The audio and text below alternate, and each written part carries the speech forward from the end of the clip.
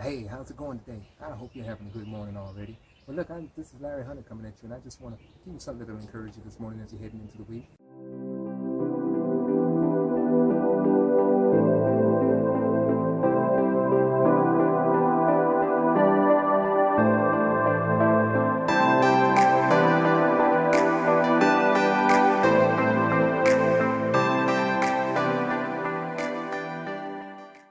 I was thinking back on a number of years ago when God called us in ministry. He called us actually to move from our home in Durham, North Carolina, out to Dallas, Texas, to work with a particular ministry out there.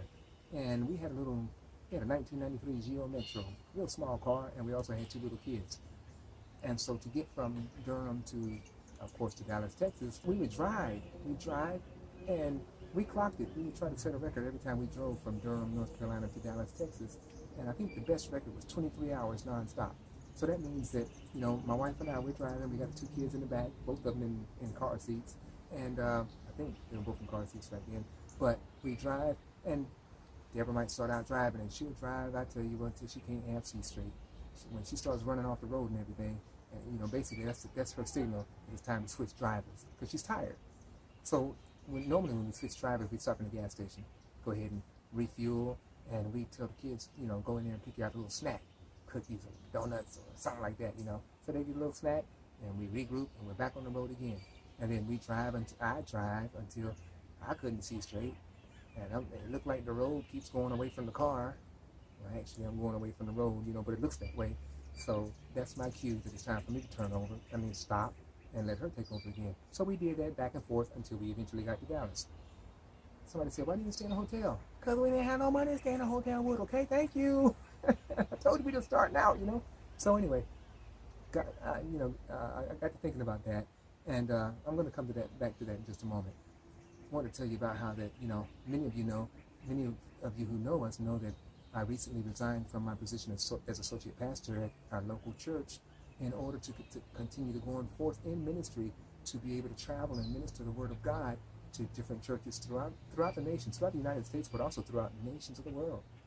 And so it's a process. We're developing, we're visiting churches, we're meeting pastors, we're seeking opportunities to preach, and so it's been a process. And well, this past Sunday, I had an opportunity to preach in a Spanish church. Oh, glory to God, we had a good time. The praise and worship was off the chain, and then my wife and I, we were very well received in this church, and I spoke the word in Spanish, and the message that God gave me to share was very well received. Everything was great. We had a time to talk with the pastors of the church, who are good friends that we've known for a number of years, but hadn't had a chance to fellowship too much, and we had a great chance to fellowship. And even I wrote a book last year, many of you know that, Dare to Dream Again.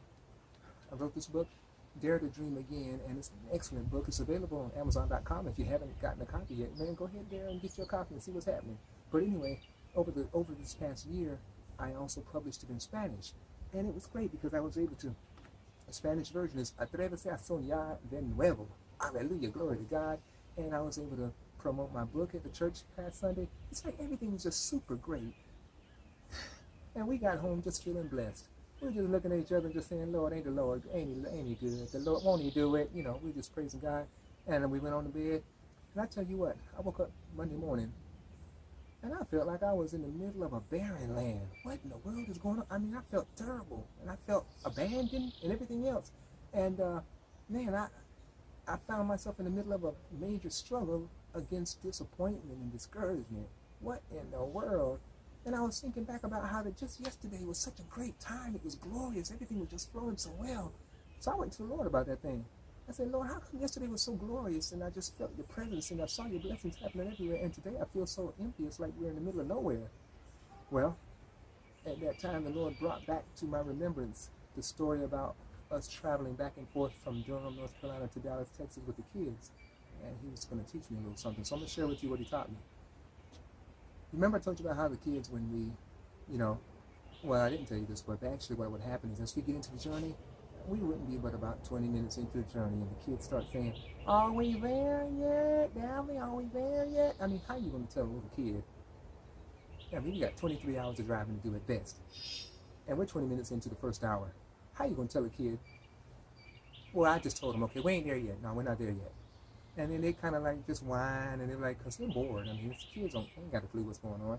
So we finally would say, okay, look, in a little while, we're going to stop at the gas station to get some gas. And when we get some gas, you get to go inside and you get to get a special treat, some cookies or donuts, whatever you want to. And they'd be, okay, Daddy. And that they kind of hang in there. So thing would happen, though, we'd stop at the gas station, and we'd do like we said. They go in there, pick out a little snack, get back in the car, and they eat their snack as we begin back on our journey. But after they finished eating their little chips or cookies or whatever it was, man, about 10, 15 minutes later, Mommy, Daddy, are we there yet? When are we going to get there? You know, and so you know what's going on here, right? We're on the way. We're getting closer, but no, we're not there yet. What God showed me, he said, look, this is you. He said, yesterday, the church, the experience, the blessed fellowship with the pastors, the ministry of the word, all of that, that's like along the journey that you and your wife are on in ministry. That's like you just pulled into the gas station and got refreshed. Now, after you got refreshed, you got back on the road.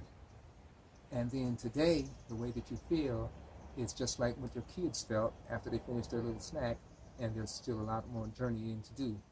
They were like, are we there yet? So God was basically telling me I was acting like a kid, in that your faith walk is a journey. What God has shown you that he wants to do in your life, or what you asked him for and believed that you received it, you've received it, but now you got to walk it out. Mark 11:24 says, what things soever you desire. When you pray, believe that you receive them, and you shall have them. So at the time that you prayed, you believed that you received it, but now you got to walk it out. You got to walk out the faith walk now. And God was showing me, as I want to pass it on to you, that your faith walk is a journey. And if you spend too much time or give too much importance to how things look from day to day, then you can get discouraged, and you can feel like God ain't nowhere to be found, or you can feel like you took a wrong turn somewhere. None of that is true. You're on the path. All you need to do is continue on the path. Okay? The Word of God says in Hebrews chapter 6 and verse 12, it says, be ye followers of them who through faith and patience inherit the promises. See, so you have faith. God has shown you what he wants to do. You see what you believe you've received by faith, and now you have to have patience and travel the journey. If you stay on course, you'll get there. And exactly what he shows you will come to pass. So I'm just throwing that out at you as you get started this week, to encourage you. Don't abandon the journey. Don't think he's not there.